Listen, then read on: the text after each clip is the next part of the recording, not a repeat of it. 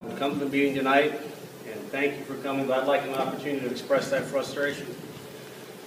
Because that frustration doesn't lie with the Forest Service or the other government agencies, the BLM. My frustration lies with the process we've been going through here for a long time in Idaho County, unbending, unwilling to compromise, and given the shape of our community right now, ladies and gentlemen, I am unwilling to compromise. But I'll tell you what radical is. Radical is letting this kind of stuff continue, and the environmental community wants to continue to go down that road. I do not want to continue to go down that road.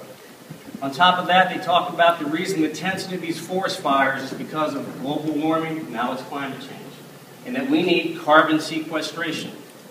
You don't have carbon sequestration going on in our forests right now, you have carbon emissions.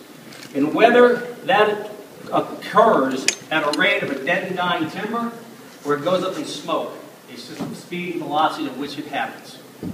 Okay? Our forests are dead and dying because the environmental community has sued us time after time after time, and they keep winning, and judges are managing our forests, not the Forest Service. And it's very frustrating for me. What I see coming out of this is the environmental community will be at the table with us. And then they'll say, okay, we don't agree with any of this, and we're going to sue you. Okay? Well, 12.8 million tons of greenhouse gases released into the atmosphere, not to mention hundreds of thousands, not millions of dead animals, and damage to our watersheds, which is going to continue to get worse and worse. And water is the most important thing that sustains life. Okay? So I do want to be part of this process. But unless the rules change a little bit, unless the environmental community really wants to step up, and have them go look at those kids in our schools. Look them in the eye. Look at our crumbling schools.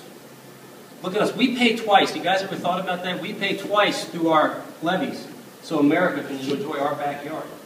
Okay? I don't think that's fair anymore. I really don't. So I will continue to fight. Okay?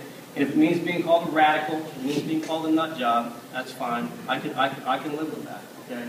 This county needs real jobs, not service jobs. Okay, real manufacturing jobs that put people back to work. It funds our schools, funds our county government, pays for our ambulatory care, pays for our police force, so we can live here. I think we all love this place. I love this place. I love being here. But I wanted to let you guys know where my frustration lies in trying to deal with this process. It's been going on for a long time. And every time we head down this road, it doesn't seem to get us anywhere. And the bottom line is, off these two forests for Idaho County and Clearwater County, we need 200 million board feet a year.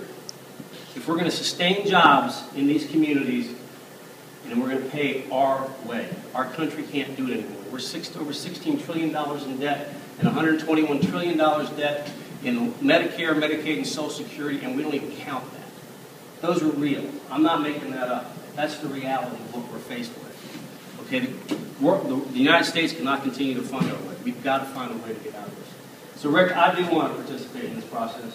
But I just want to let my frustrations be heard. And I hope you guys understand where I'm coming from. I care deeply about this community. It's why I moved here. It's why I live here. My kids are fifth-generation Idahomans. Okay?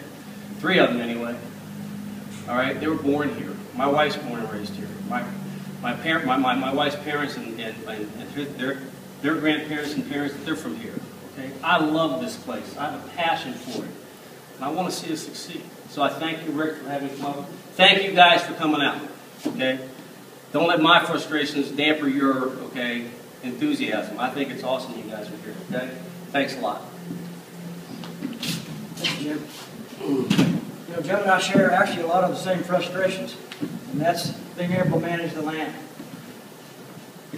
Everywhere I've been in a lot of places in my career where we managed by the courts in a lot of places, and our hands are tied with what we do, policy and regulation, that sort of thing. It's one of the reasons this new planning rule came about, is because it's supposed to be a collaborative, open, transparent process, so anybody, whether it's the environmentalist or the other side, has to air their stuff openly in a public forum. The old way of doing business was give the Forest Service your input, we'll take it into a room, we'll look at it, and then we'll come out with our brain and try to figure it out.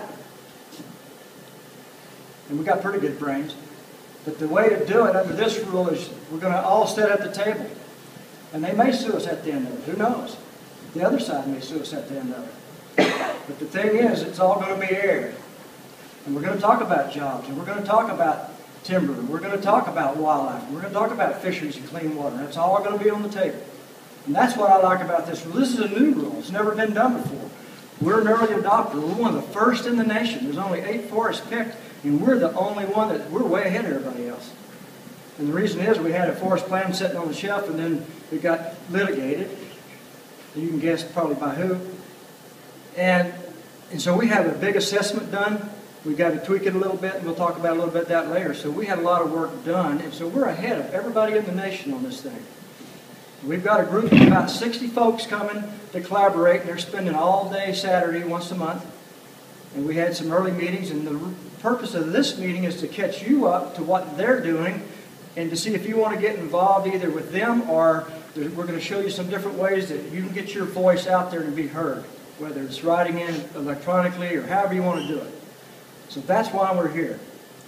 And so hopefully at the end of this you'll understand, how you can get involved if you want to get involved. And so thank you for coming. I think what would be really nice tonight, if we could real quick go around the room, just introduce ourselves. There's not that many here, and just kind of tell